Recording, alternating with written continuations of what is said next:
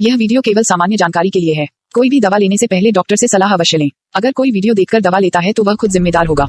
Hello दोस्तों, आज हम लोग बात करेंगे गर्मियों में कमजोरी, चक्कर और भूख नहीं लगने के इलाज के बारे में। ठीक है, आजकल क्या होता है कि जो बहुत ज़्यादा धूप चल रही है, इसमें हमारे पास बहुत सारे पेशेंट आते हैं जो बोलते हैं सर मेरा सर चकरा रहा है, ठीक है, भूख नहीं लग रही है, ठीक है, उसको ज़्यादा थकान हो रही है, ठीक है, चक्कर आ रहे हैं, किसी किसी को उल्टी वाली प्रॉब्लम हो जाती है, ठीक है, उस वजह से क्या हो जाती है, उसको कमजोरी हो जाती है। ऐसे अपने पास बहुत सारे पेशेंट आते हैं कि शरीर की मतलब काम करने का बस की नहीं है शरीर की, ठीक है, ऐसे बहुत सारे पेशेंट आते हैं। तो उसके लिए अपन उसको क्या ट्रीटमेंट दे सकते हैं, उसकी आज अपन लोग बात करेंगे।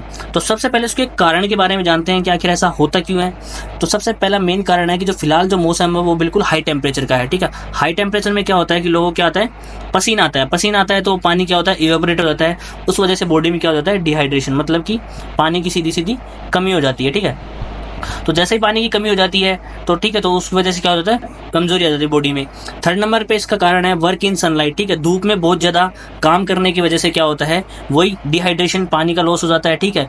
और उस काम करते करते क्या है, लोग लो इनटेक ऑफ वाटर, पानी ठीक से पीते नहीं है, ठीक है। उस वजह से मेनली उनको डिहाइड्रेशन हो जाता है। तो इसके पीछे जो गर्मियों में जो कमजोरी, चक्कर और भूख नहीं लगना, उल्टी वाला जो चक्कर है, उसके पीछे जो मेन रीजन होता है वो आता है डिहाइड्रेशन का, बॉडी के अंदर पानी की कमी हो जाने का।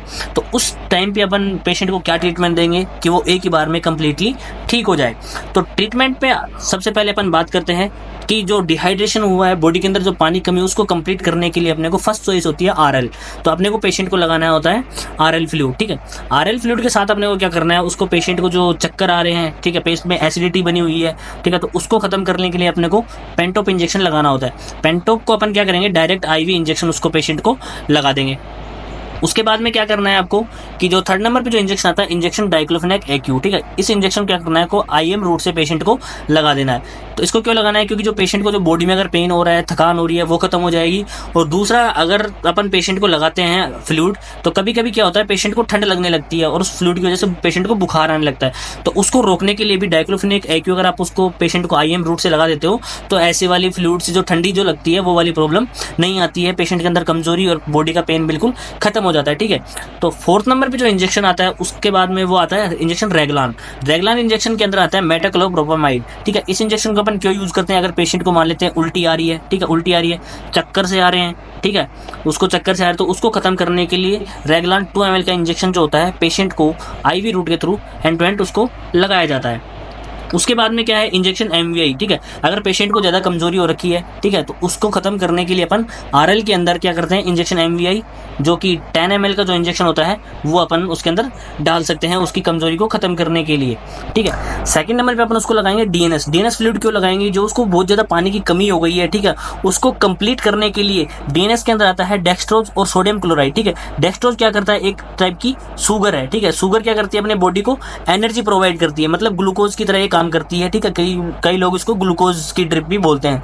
तो ये अपने को बॉडी को एनर्जी प्रोवाइड करती है। और एनएस जो होता है, जो इसके अंदर जो सॉल्ट होता है, ठीक है, सोडियम क्लोराइड, वो बीपी को बढ़ाने में काम करता है और एनर्जी प्रोवाइड करवाता है बॉडी को, ठीक है।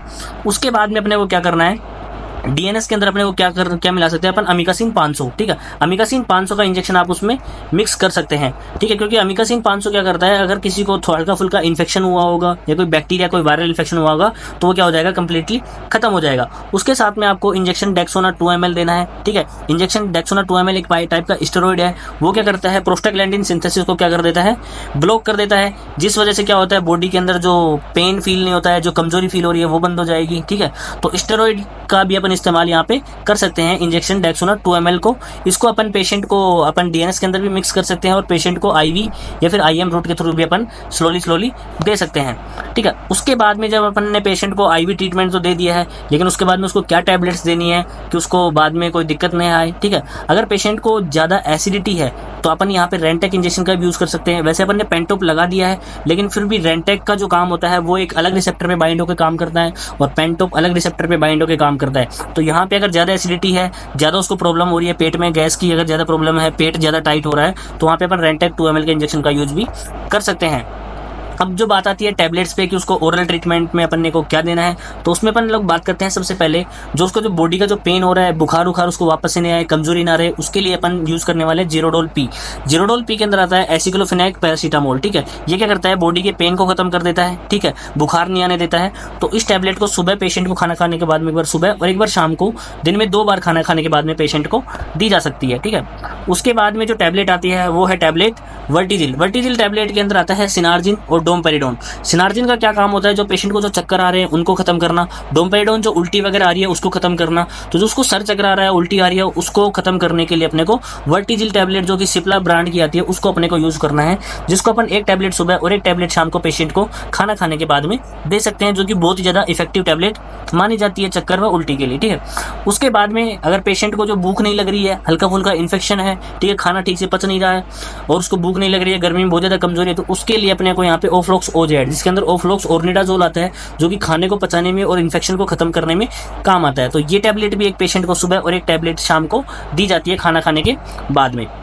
4th नंबर पे अगर पेशेंट को फिर भी ज्यादा प्रॉब्लम आ रही है कि उसको बिल्कुल भी खाना खाने का मन नहीं है, भूख नहीं लग रही है, तो यहाँ पे आप उसको प्रेक्टिन टैबलेट, जिसके अंदर साइप्रोहेप्टेडीन आता है, जो कि भूख के लिए सबसे बेस्ट टैबलेट मानी जाती है, वो टैबलेट एक सुबह और एक शाम को आप खाना खाने से पहले या खाना खाने के बाद में किसी भी तरीके से आप पेशेंट को दे सकते हैं, ठीक है। तो ये उसको ओरल ट्रीटमेंट दिया जाता है। उसके बाद में जो कैप्सूल आती है कि पेशेंट को बहुत ज्यादा कमजोरी हो रही है, ठीक है, थकान है, दिन भर काम करने का मन नहीं रहता, आलसी रहता है, सोता रहता है, ठीक है, उठने का मन नहीं करता, शरीर की बस की नहीं है, तो उसके लिए अपन कैप्सूल एल्ट्रीविट गोल्ड का यहाँ पे यूज करने वाले हैं। एल्ट्रीविट गोल्ड को अपन रात को सोते टाइम एक कैप्सूल देंगे पेशेंट को, वो भी किसके साथ देंगे अपने को, पेशेंट को दूध के साथ देना है, ठीक है। दूध के साथ अगर दोगे तो ये बहुत ज्यादा अपने को अच्छा रिजल्ट देखने को इसका मिलता है।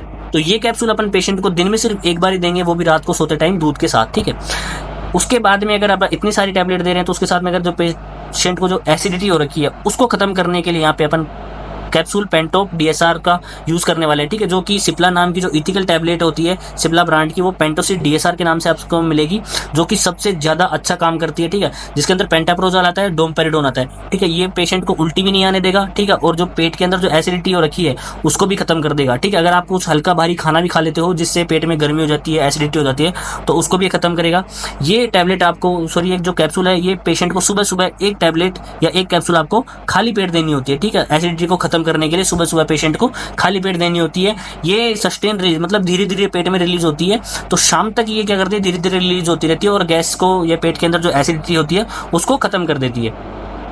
उसके बाद में जो कुछ चीज़ें जो ध्यान रखने वाली है, मैं आपको हमेशा बताता हूँ कि अगर कोई भी बीमारी हो जाती है पेशेंट को, तो खाना जो उसकी डाइट है, वो टैबलेट तो 20% काम करती है, लेकिन उसकी डाइट जो होती है उस किसी बीमारी को पैदा करने में और खत्म करने में 80% रोल अपना अदा करती है। तो आपको जो खाने में जो चीज़ें ध्यान रखनी है, पेशेंट को ज़्यादा से ज़्यादा पानी पिलाना है, क्योंकि उसको डिहाइड्रेशन हुआ है। हल्का खाना खाने को बताना है, जैसे दलिया हो गया, खिचड़ी हो गया, ठीक है। उसको जैसे हैवी खाना हो गया, चिकन मटन और जैसे गोभी बेसन बाहर का खाना हो गया, ठीक है। लू से उसको ज़्यादा धूप में काम नहीं करने देना है, क्योंकि उसको वापस से डिहाइड्रेशन हो सकता है। तली हुई चीजें नहीं खाने देना है, जो बाहर की जो ऑयली फूड होता है, ठीक है, फास्ट फूड जो होता है, मैदा, चाउमीन, नूडल्स वगैरह, ये सब खाने से पेशेंट को मना करना है, क्योंकि इन सबको पचाने में क्या होती है, दिक्कत होती है। तो इन सबको 2-4 दिन अगर जैसे जब तक उसका ट्रीटमेंट चलता है तब तक उसको आप पेशेंट को नहीं खाने देना है। अगर आप इतना सब करते हो तो पेशेंट क्या होता है, कंप्लीटली 100% पेशेंट ठीक हो जाता है। और जो भी हम ट्रीटमेंट आपको यहाँ बताते हैं, पहले हम जो कुछ कई सालों से हम जो खुद जो ट्रीटमेंट को यूज कर रहे हैं, ठीक है, वही ट्रीटमेंट आपको यहाँ पे बताया जाता है। तो आपको ये वीडियो कैसे लगी कृपया हमें कमेंट में बताएं। आपका कोई क्वेश्चन है तो लिंक हमने डिस्क्रिप्शन में डाल दी है, टेलीग्राम ग्रुप को ज्वाइन करके कोई भी क्वेश्चन हमसे पूछ सकते हैं। थैंक यू, धन्यवाद, जय हिंद, जय भारत।